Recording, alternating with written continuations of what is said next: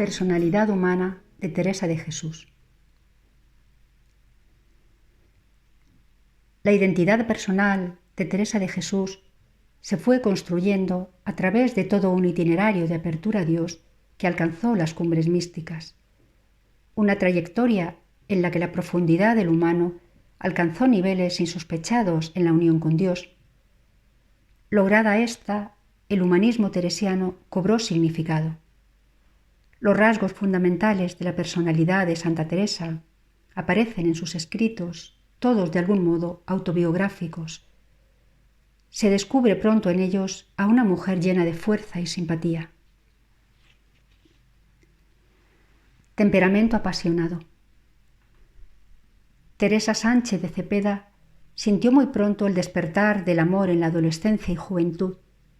Contribuyó a ello probablemente la lectura de los libros de caballerías a los que tan aficionada era su madre.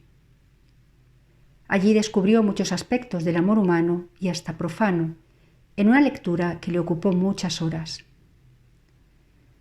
El padre Rivera, primer biógrafo de la Madre Teresa de Jesús, dice a propósito de estas lecturas: diose a estos libros con gran gusto y gastaba en ellos mucho tiempo, y como su ingenio era tan excelente, así bebió aquel lenguaje y estilo, que en pocos meses ella y su hermano Rodrigo compusieron un libro de caballerías con sus aventuras y ficciones, y salió tal que habría harto que decir de él.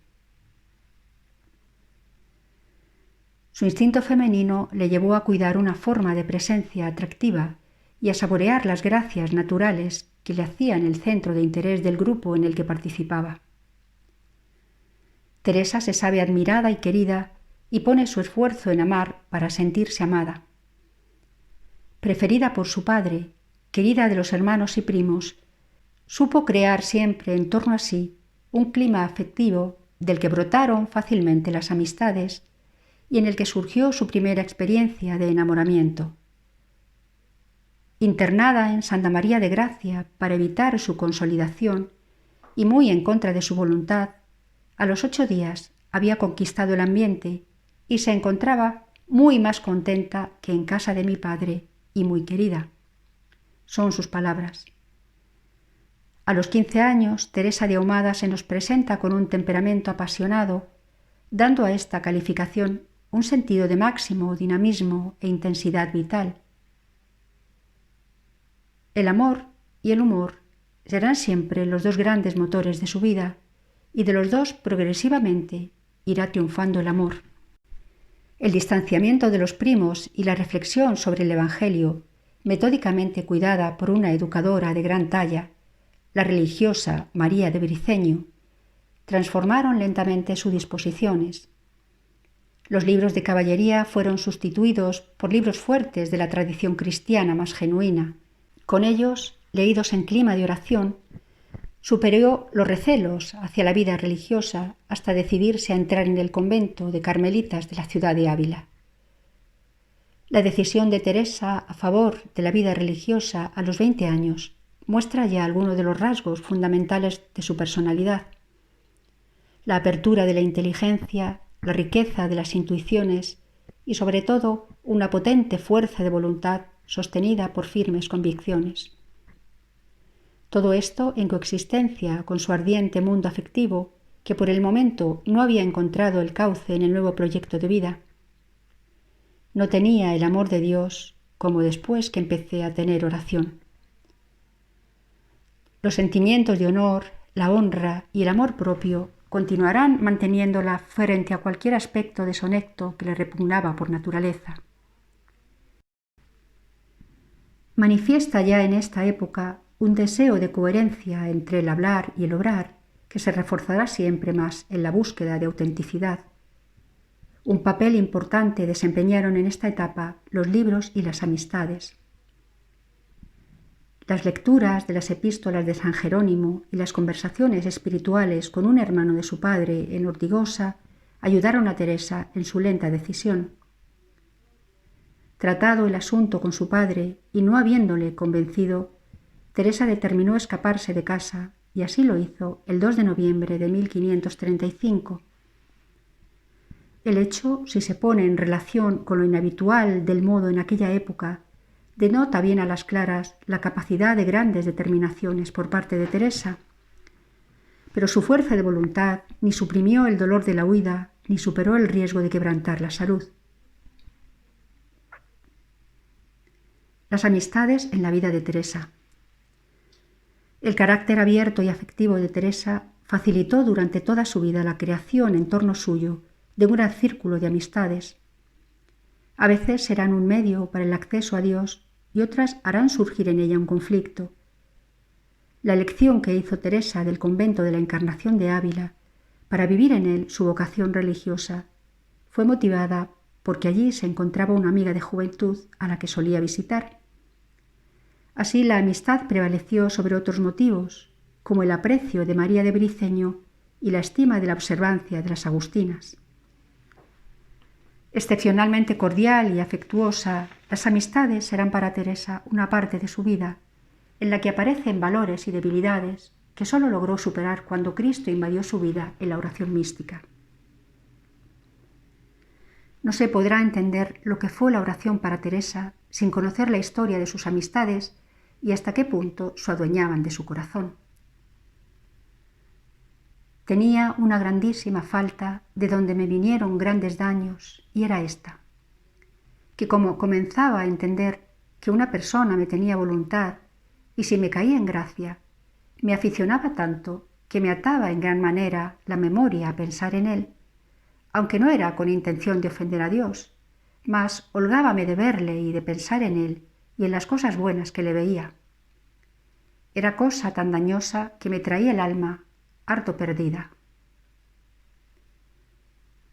Hubo momentos en que las relaciones en el locutorio le provocaron un bloqueo afectivo que le hizo imposible la oración durante año y medio y fue causa de grandes sufrimientos durante más de 10. También pasó por el peligro de buscarse a sí misma en actuaciones aparentemente trascendentales.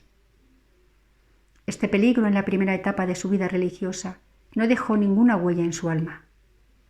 La crisis más fuerte se le presentó más tarde en la vida extrovertida del locutorio de la Encarnación. Allí se volcó afectivamente y aspiraba a ser correspondida.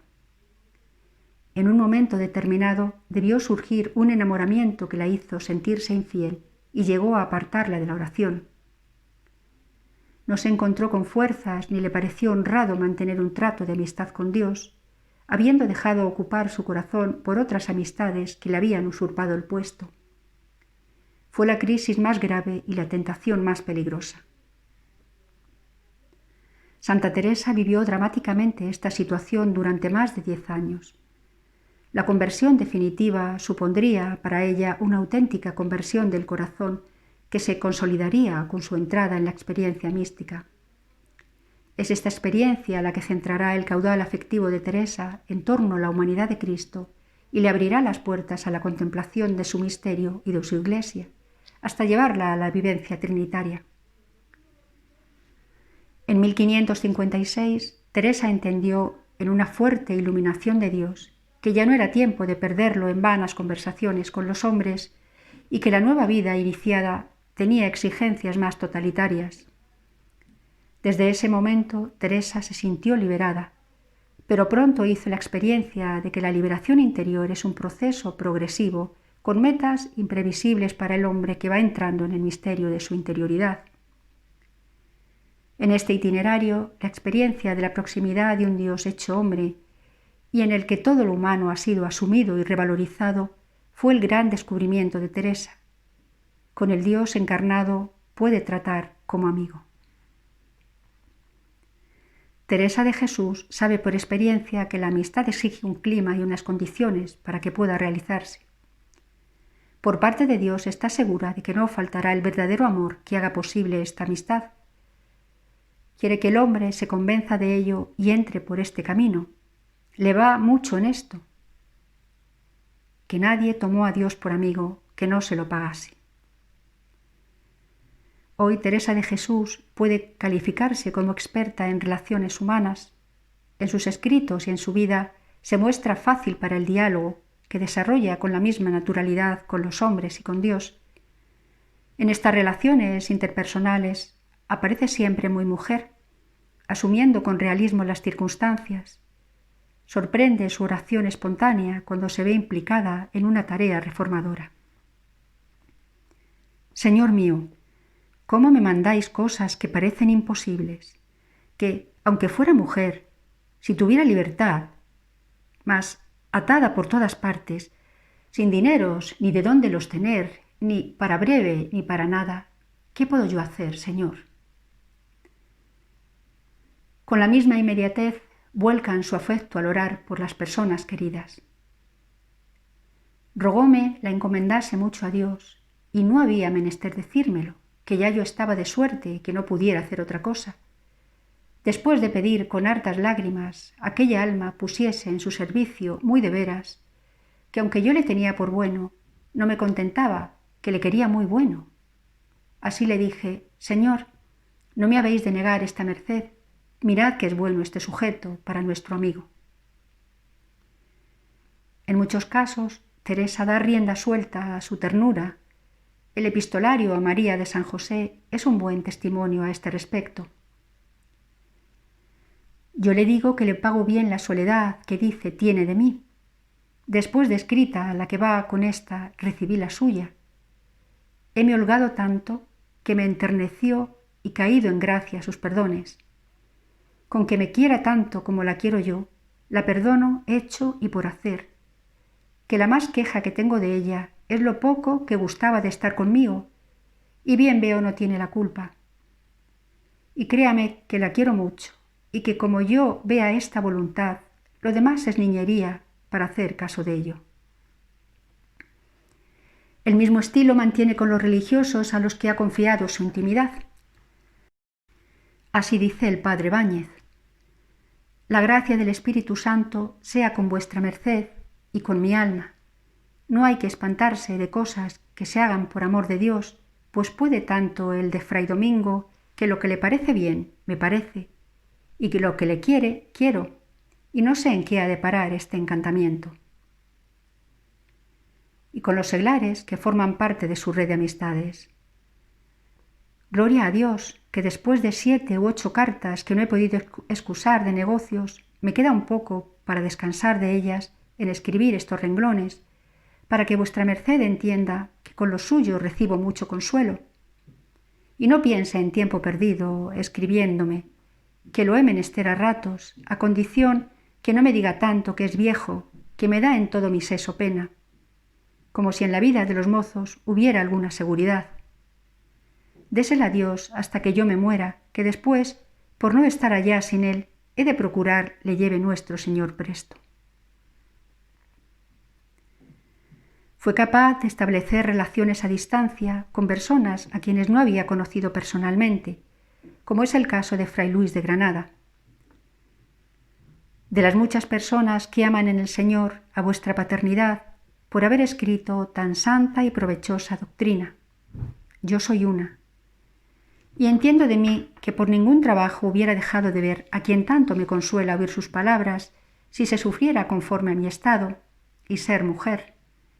Y, ya que esto no he merecido, heme consolado de que el señor don Teutonio me ha mandado escribir esta, a lo que yo no tuviera atrevimiento.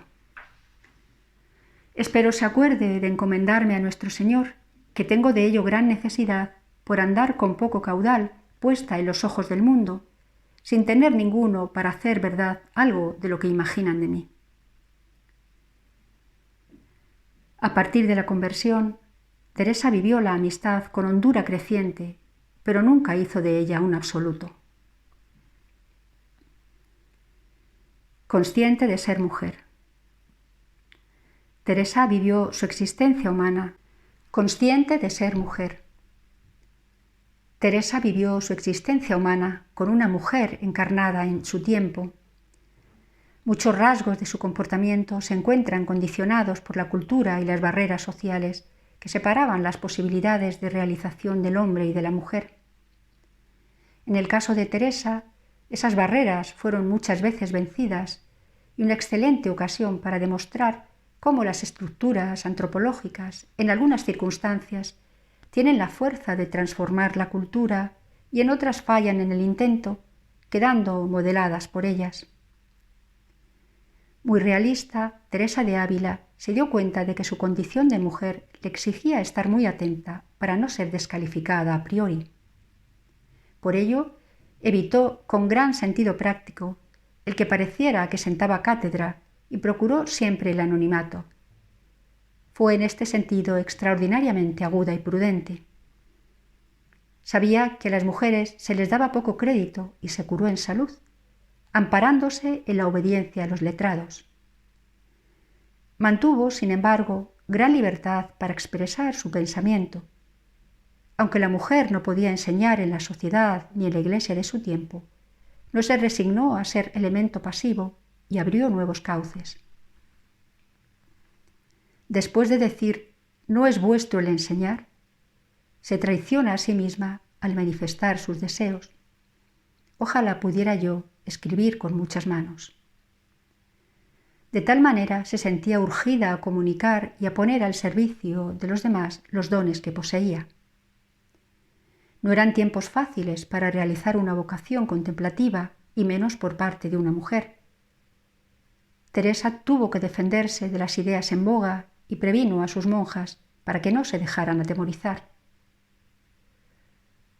Importa mucho, y el todo, una grande y determinada determinación de no parar hasta llegar a ella, venga lo que viniere, suceda lo que sucediere, trabájese lo que se trabajare, murmure quien murmurare, siquiera llegue allá, siquiera se muera en el camino, o no tenga corazón para los trabajos que hay en él, siquiera se hunda el mundo, como muchas veces acaece con decirnos, hay peligros, fulana por ahí se perdió, el otro se engañó, el otro que rezaba mucho cayó, hacen daño a la virtud, no es para mujeres que les podrán venir ilusiones, mejor será que hilen. Teresa recoge las frases que andaban de boca en boca y eran repetidas también en los escritos espirituales del tiempo, para pasar a defender con valentía el derecho de la mujer a la oración mental y vocal. Quien os dijere que esto es peligroso, tenedle a él por el mismo peligro y huid de él, y no se os olvide que por ventura habéis menester este consejo. Frente al problema planteado por la Inquisición al publicar el índice de libros prohibidos, Teresa no se quedó cruzada de brazos y escribió el comentario al Padre Nuestro. Se mostró segura de que la Inquisición no se atrevería a poner en el índice su Pater Noster, ya que estaba basado en la oración de Jesús. Tuvo libertad para hacer comentarios y exégesis de textos, incluso del Cantar de los Cantares. Así nació su pequeño libro Meditaciones sobre los Cantares. Quemado el original, ha llegado a nosotros en copias fielmente conservadas. La primera redacción de Camino de Perfección, cuyo manuscrito se conserva en el Escorial, ofrece uno de los textos más valientes en cuanto a la defensa de la mujer, que termina con un verdadero reto a los hombres. Después de haber afirmado que los hijos de Adán no hay virtud de mujer que no tengan por sospechosa, apela al comportamiento de Cristo y a su juicio definitivo. Sí que algún día ha de haber que se conozcan todos. No hablo de mí, que ya tiene conocimiento el mundo de mi ruindad y yo holgado que sea público, sino porque veo los tiempos de manera que no es razón desechar ánimos virtuosos y fuertes, aunque sean de mujeres. Conocedora de las flaquezas humanas. Teresa muestra un gran sentido común cuando enjuicia los comportamientos masculinos y femeninos. Se ríe de las pretensiones de los hombres al afirmar que conocen fácilmente a las mujeres. En gracia me ha caído el decir, vuestra reverencia, que en viéndola la conocerá. No somos tan fáciles de conocer las mujeres, que muchos años las confiesan y después ellos mismos se espantan de lo poco que han entendido, y es porque aún ellas no se entienden para decir sus faltas. Había experimentado en la contradicción sufrida con motivo de las fundaciones que apoyarse en los hombres es asirse a palillos de romero seco en un momento de tempestad, y a una priora demasiado preocupada en acaparar las preferencias de un visitador, le dirá: sepa que le durará el cuidado con ella hasta que tope con otra que le caiga en gracia, y luego no haya miedo, aunque más presunción tenga.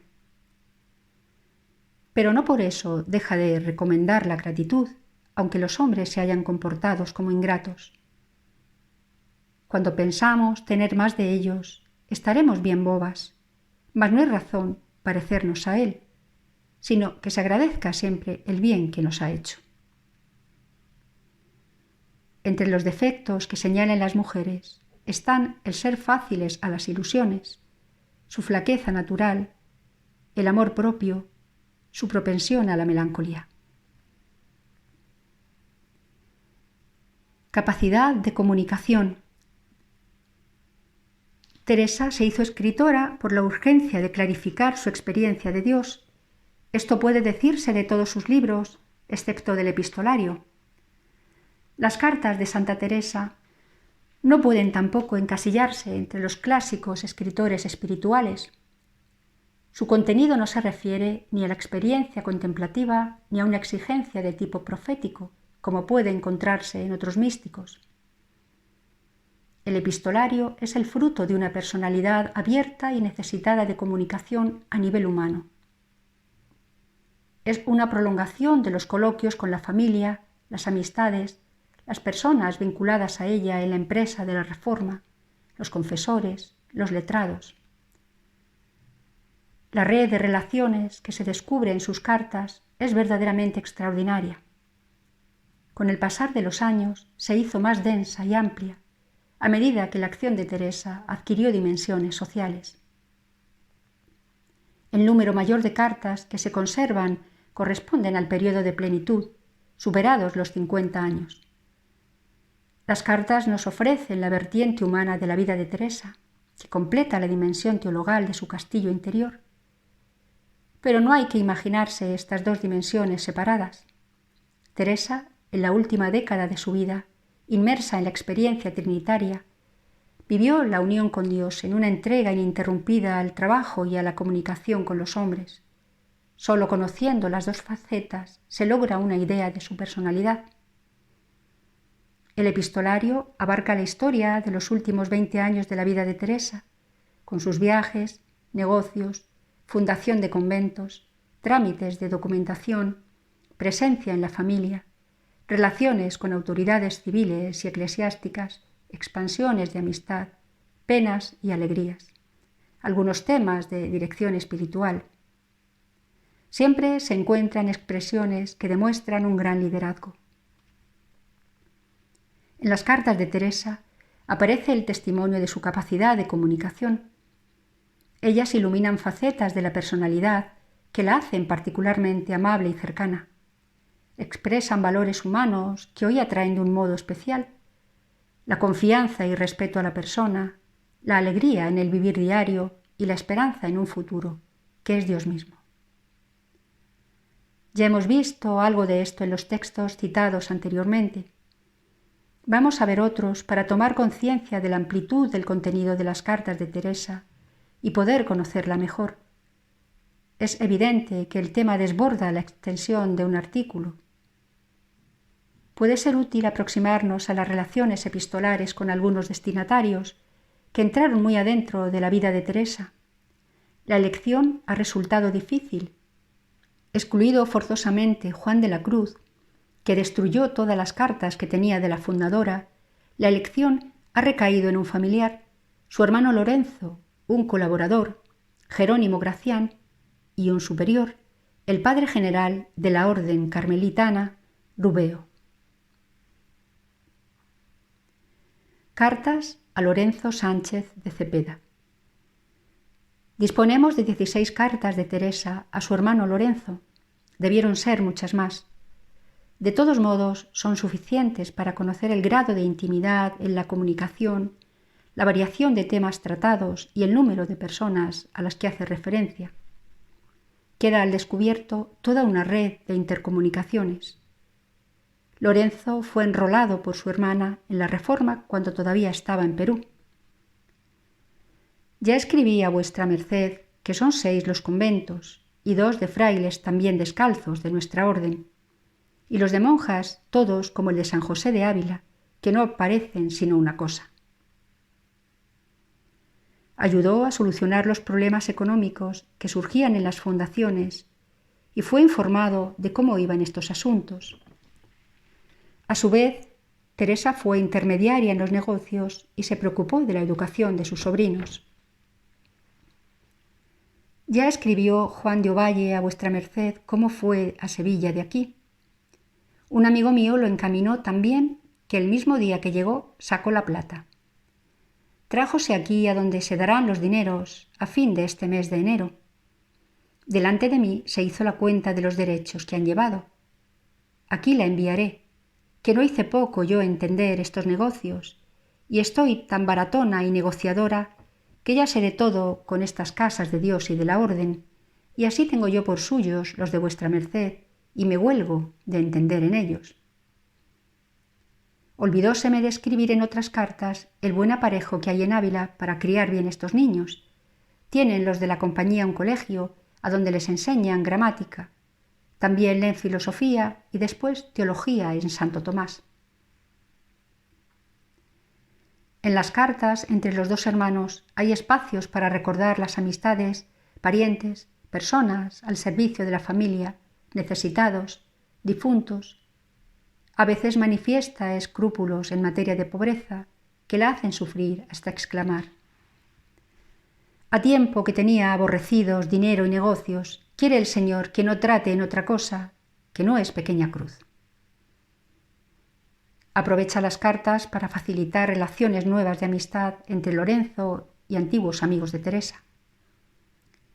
Con el padre Fray García de Toledo, que es sobrino del virrey, persona que yo he hecho harto menos para mis negocios, podrá vuestra merced tratar.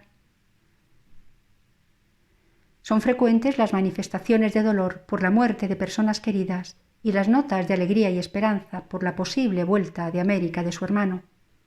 Demuestra interés y preocupación por los restantes hermanos que están lejos y no tienen previsto el retorno. Solo Lorenzo y Pedro volvieron a España. Todas las noticias les parecen pocas. Demuestran preocupación por las poblaciones autóctonas.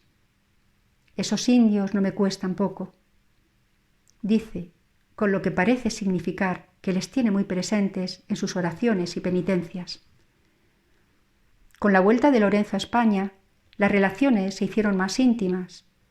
Hay en algunas cartas cuestiones referentes al discernimiento en materia de oración, al uso de bienes, al nivel de vida conveniente para quien se compromete con mayor exigencia a vivir el Evangelio. Lorenzo entró en el círculo de los íntimos de Teresa. Conocía los papeles de oración y se inició con provecho en su escuela.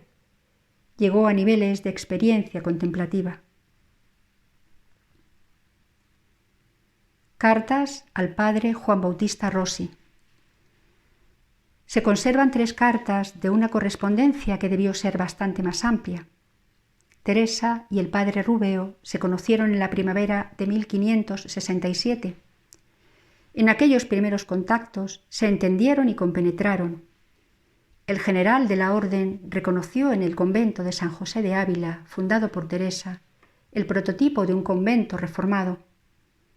Aprobó la iniciativa y animó a Teresa para que fundara tantos cuantos Carmelos pudiese y para que extendiera la reforma a los conventos de frailes, con algunas limitaciones. En 1569 decía, refiriéndose a Teresa: ella, la Madre Teresa, hace más provecho a la orden que todos los frailes carmelitas de España. Poco tiempo después empezaron a enfriarse las relaciones hasta llegar a un abierto conflicto en 1575. Por estas fechas, el capítulo general de Piacenza intimó a Teresa bajo la pena de excomunión, invitándole al cese de las fundaciones y a la reclusión en alguno de los Carmelos fundados por ella. Las cartas de Teresa en esas circunstancias revelan su dolor y preocupación. Mantiene, sin embargo, la confianza para mediar en favor de los descalzos y para defender con autoridad y libertad de espíritu su actuación. Estas cartas son un testimonio de la gran fortaleza y sentido común de Teresa de Jesús, la cual, en medio de la tempestad, sugiere hacer de la necesidad virtud y salvar la unidad de la orden, cubriendo con piedad y amor los errores de ambas partes. No fue escuchada. La muerte inesperada del padre general cortó esta correspondencia sin que le llegase a la fundadora ninguna respuesta. Algunos aspectos del contenido de estas cartas revelan su gran personalidad, a veces contrastante. Entienda vuestra señoría, por amor de nuestro Señor, que todos los descalzos juntos, no tengo yo en nada trueco de lo que toca en la ropa a vuestra señoría. Esto es así, y que es darme en los ojos, dar a vuestra señoría ningún disgusto. Crea vuestra señoría que, a verlos yo inobedientes, que no los veía ni oiría, mas no puedo yo ser tan hija de vuestra señoría como ellos se muestran. Teresa no ha encontrado ninguna recomendación mejor para los descalzos que asegurar al general que son más hijos de lo que ella misma lo pueda ser. Teresa no ha encontrado ninguna recomendación mejor para los descalzos que asegurar al general que son más hijos de lo que ella misma lo pueda ser. Se esfuerza en demostrar que no ha habido mala voluntad en los conflictos de autoridad surgidos con las fundaciones de descalzos de Andalucía. Ha habido errores de interpretación. Las fundaciones se han hecho con el permiso del visitador Francisco de Vargas y de su delegado, Jerónimo Gracián, a quien dio patentes de visitador el nuncio Ormaneto. Estas patentes las consideraron admitidas por Rubeo y refrendadas por el Papa. Más tarde, un breve puso fin a las facultades de los visitadores apostólicos. Teresa reconoce que la actuación del visitador y delegado en Andalucía se ha realizado sin mantener la comunicación con el general, que hubiera sido deseable. En Castilla, un visitador distinto actuó con mayor prudencia. Por eso, Teresa pide perdón para los descalzos implicados en los posibles errores y desea que el general reconozca, por otra parte, el bien realizado en ellos. Como verdadero padre, olvide lo pasado y no desampare a los que con sudor quieren aumentar su orden. Teresa teme que la falta de comprensión entre el general de los carmelitas y los descalzos repercuta en un mal para la orden. Además, los descalzos están reconocidos por Felipe II y tienen prestigio. No conviene llevar las cosas por la tremenda, pues se pondrá en quiebra la unidad. Por eso afirma: están ya las cosas de suerte, que es menester mucha consideración. Ninguna contestación a esta carta. La situación se agrava. Fray Juan de la Cruz fue perseguido en Ávila. Teresa censurada, algunos descalzos amenazados de excomunión. Teresa intenta de nuevo abrir el diálogo y reducir tensiones. Escribe varias cartas, a las que hace referencia, que no se conservan y desconocemos si llegaron a manos de Rubeo. De algunas de ellas, Teresa hizo copia de su puño y letra. Con ellas se ha salvado un aspecto importante de su mediación en el conflicto. Así se lo suplico ahora.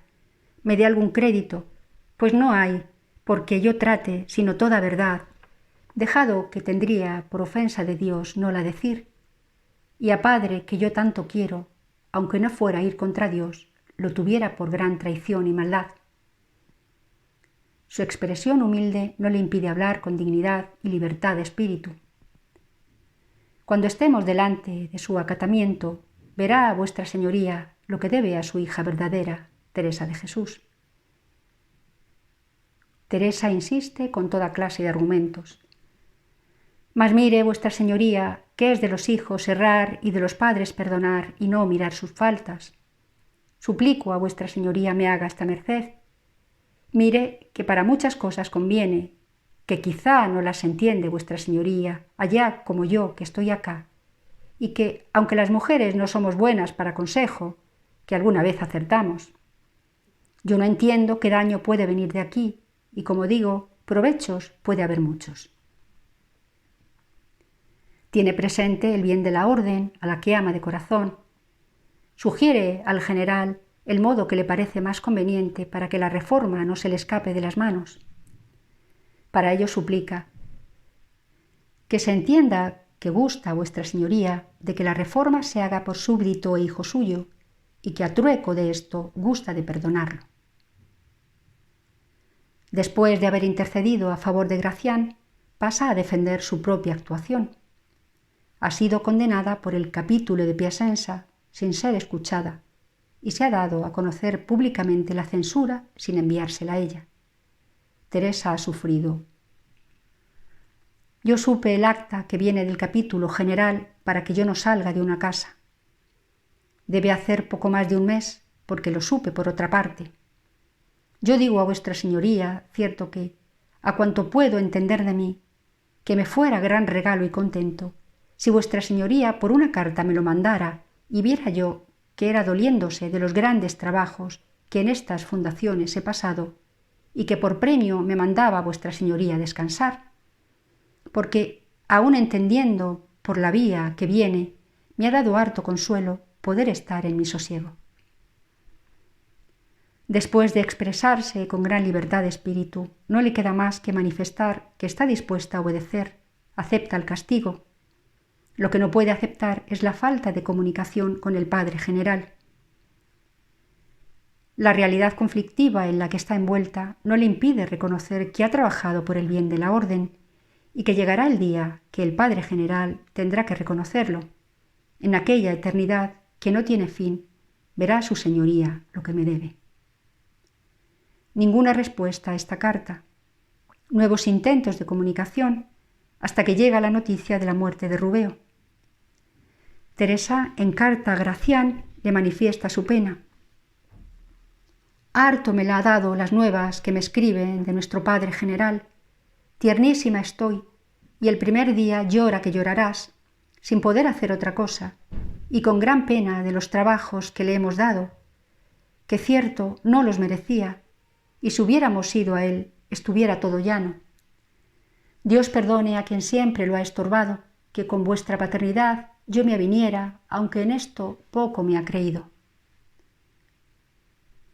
Qué gran delicadeza de mujer que asume los dolores causados por la falta de prudencia de otros y perdona generosamente a los que erraron. Epistolario con Gracián. Es el epistolario más abundante y mejor conservado, con extraordinaria diferencia. Disponemos de 70 cartas de un largo periodo de 7 años, los últimos de su vida. El epistolario arranca del encuentro Teresa-Gracián en Beas, el año 1575. Gracián era provincial de Descalzos de Castilla y Andalucía. Teresa tiene en ese momento 60 años y lleva 13 fundando conventos reformados. Se encuentra con un provincial 30 años más joven, al que puede entregarse como súbdita y del que espiritualmente se siente madre. Una gracia mística la mueve a una obediencia absoluta que tiene la contrapartida de pedir a Gracián la corresponsabilidad de la tarea de la reforma. Se inicia entonces una relación sin precedentes en la historia de Teresa. Supera a la que tenía con Juan de la Cruz.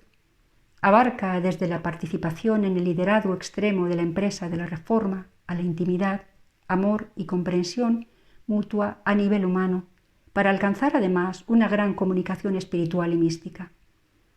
El trabajo de visitador colocó muy pronto a Gracián en situaciones difíciles. Teresa le ayudó con su consejo y con su aliento.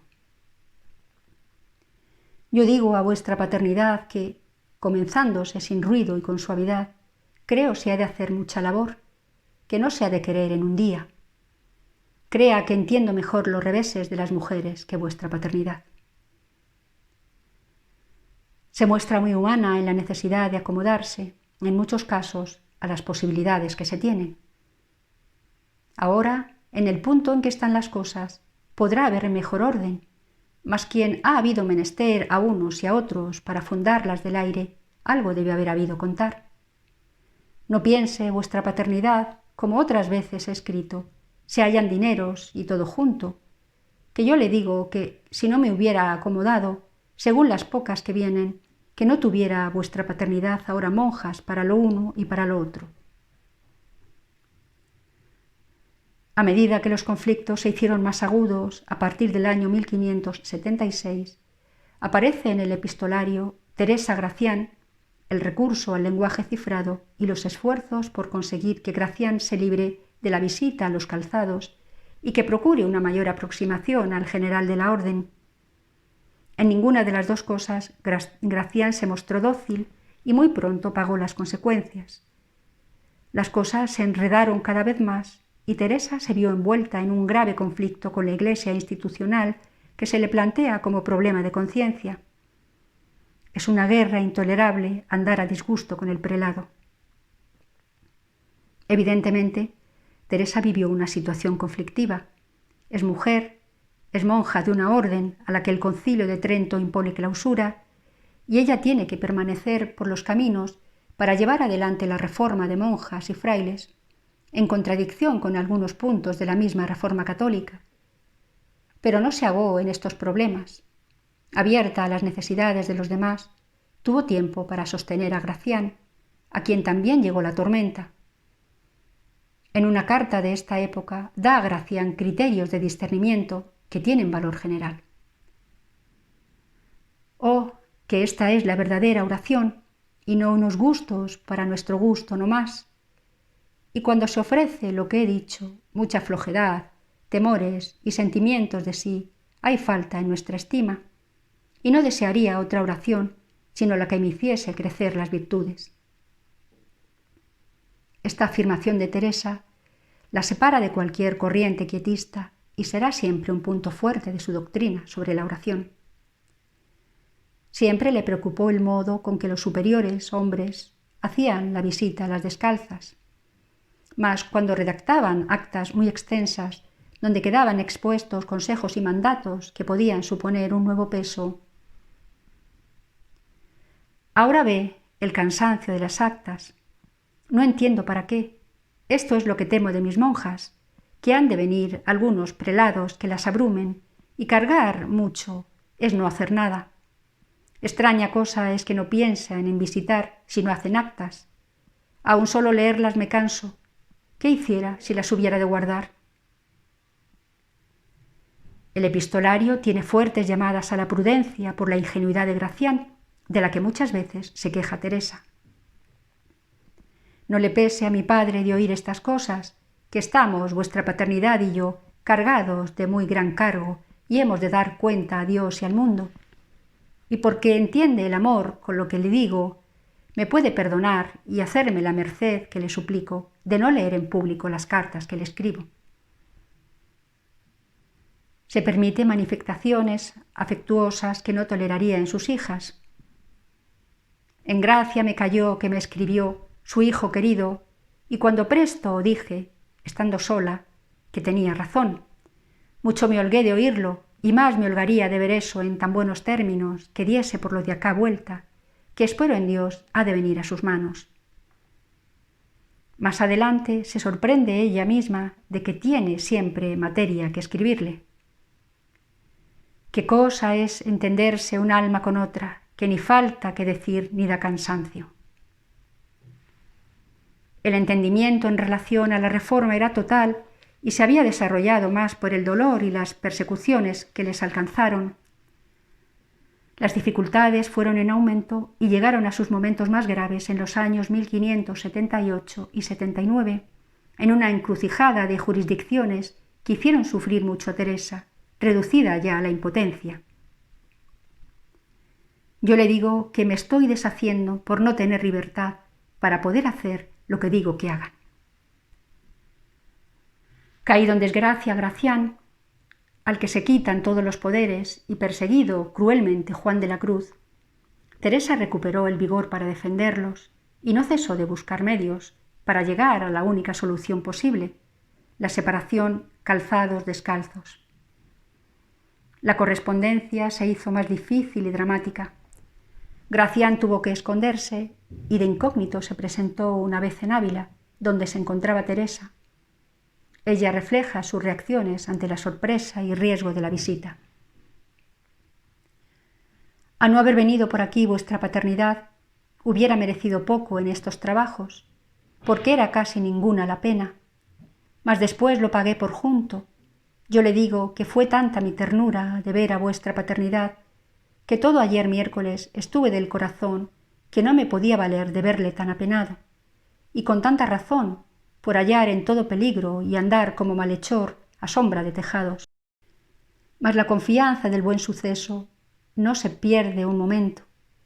El caso es, mi padre, que ha buscado el Señor buen término para que yo padezca, en querer que se den los golpes donde me duela más a mí. No es necesario decir más del nivel tan hondo de afecto de Teresa por Gracián. Una madre no podría decir algo mejor.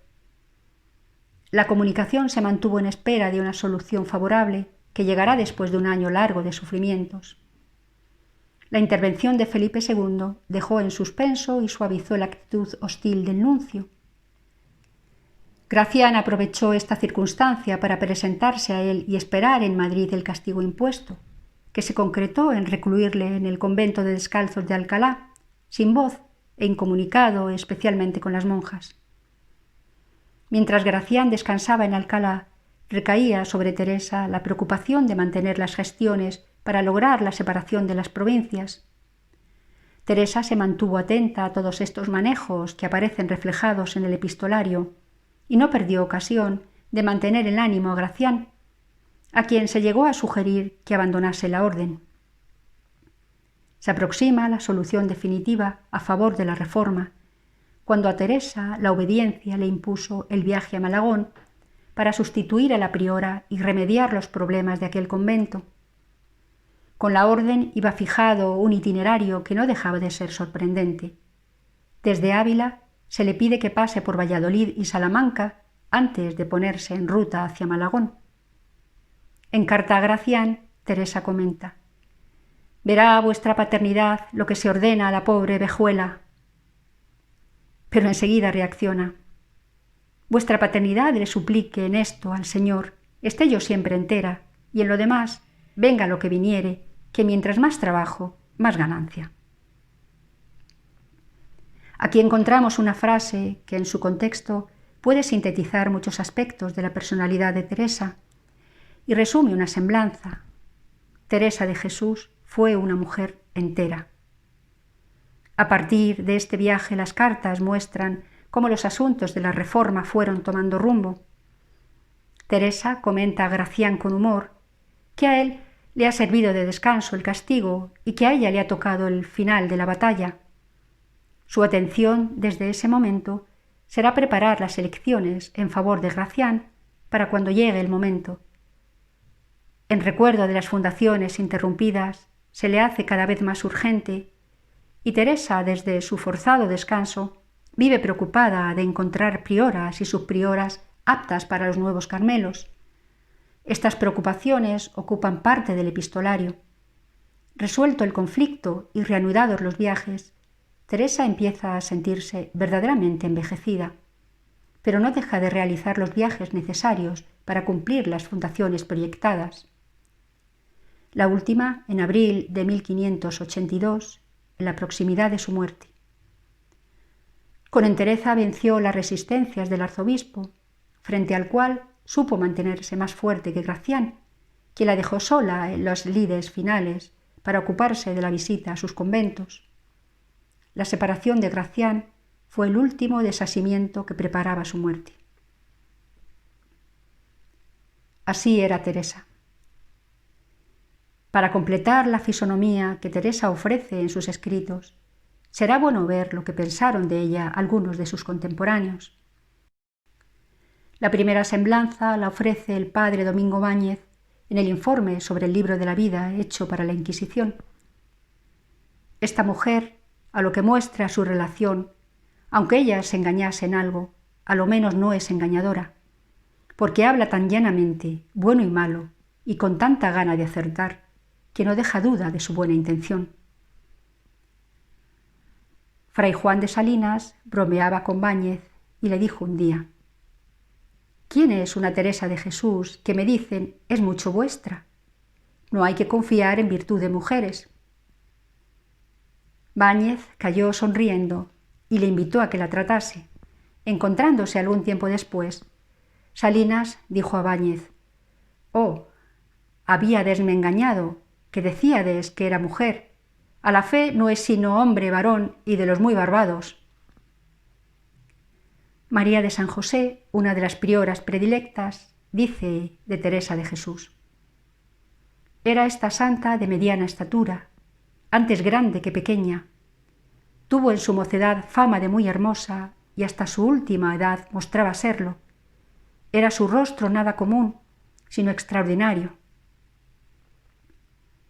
El padre Francisco de Ribera, primer biógrafo de Teresa de Ávila, recuerda lo dicho por María de San José en relación a los datos físicos y añade: tenía muy buen ingenio y echábase bien de ver en las labores que hacía, inventando muchas y labrando historias que ponían devoción y admiración.